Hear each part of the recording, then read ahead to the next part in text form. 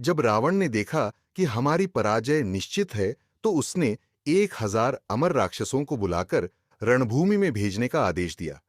ये ऐसे थे जिनको काल भी नहीं खा सकता था। वह भीषण के गुप्तचरों से समाचार मिलने पर प्रभु श्री राम को चिंता हुई कि हम लोग इनसे कब तक लड़ेंगे।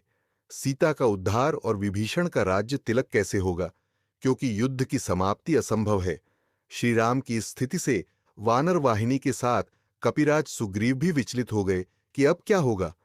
हम अनंत काल तक युद्ध तो कर सकते हैं, पर विजय श्री का वरण नहीं।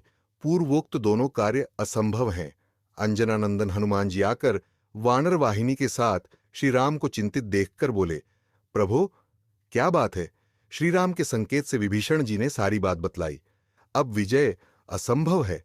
पवनपुत्र ने कहा, असंभव को संभव और संभव को असंभव कर देने का नाम ही तो हनुमान है प्रभु। आप केवल मुझे आज्ञा दीजिए, मैं अकेले ही जाकर रावण की अमर सेना को नष्ट कर दूंगा। कैसे? हनुमान, वे तो अमर हैं प्रभु। इसकी चिंता आप न करें, सेवक पर विश्वास करें। उधर रावण ने चलते समय राक्षसों से कहा था कि वहां हनुमान नाम का एक वानर है, उससे जरा सावधान रहना। एकाकी हनुमान जी को रणभूमि में देखकर राक्षसों ने पूछा, तुम कौन हो? क्या हम लोगों को देखकर भय नहीं लगता, जो अकेले रणभूमि में चले आए? मारुति, क्यों आते समय राक्षस राज रावण ने तुम लोगों को कुछ संकेत नहीं किया था, जो मेरे समक्ष निर्भय खड़े हो?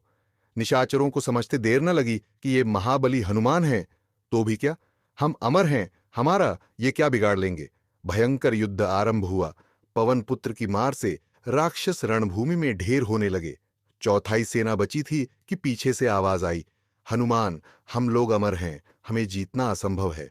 अतः अपने स्वामी के साथ लंका से लौट जाओ, इसी में तुम सबका कल्याण है।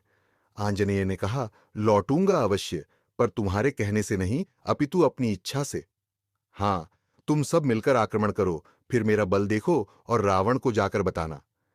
राक्षसों ने जैसे ही एक साथ मिलकर हनुमान जी पर आक्रमण करना चाहा, वैसे ही पवनपुत्र ने उन सबको अपनी पूंछ में लपेटकर ऊपर आकाश में फेंक दिया। वे सब पृथ्वी की गुरुत्वाकर्षण शक्ति जहां तक है, वहां से भी ऊपर चले गए। चले ही जा रहे हैं, चले मगजात सूख ही गए गात। गोस्वामी तुलसीदास, वो उनका शरीर सूख गया। अमर होने के कारण मर तो सकते नहीं, अतः रावण को गाली देते हुए और कष्ट के कारण अपनी अमरता को कोसते हुए अभी भी जा रहे हैं। इधर हनुमान जी ने आकर प्रभु के चरणों में शीश झुकाया। श्री राम बोले, क्या हुआ हनुमान? प्रभु, उन्हें ऊपर भेजकर आ रहा हूं राघव। पर वे अमर थे हनुमान। हां स्वामी, इसलिए उन्हें जीवित ही ऊपर भेज आया हूं। अब वे कभी भी नीचे नहीं आ सकते। रावण को अब आप शीघ्रातिशीघ्र ऊपर भेजने की कृपा करें, जिससे माता जानकी का आपसे मिलन और महाराज विभीषण का राज सिंहासन पर अभिषेक हो सके। पवन पुत्र को प्रभु ने उठाकर गले लगा लिया। वे धन्य हो गए। अविरल भक्ति का वर पाकर राम उनके अरणी बन गए और बोले, हनुमान जी, आपने जो उपकार किया है, वह मेरे अंग अंग में ही जीर्ण शीर्ण हो जाए।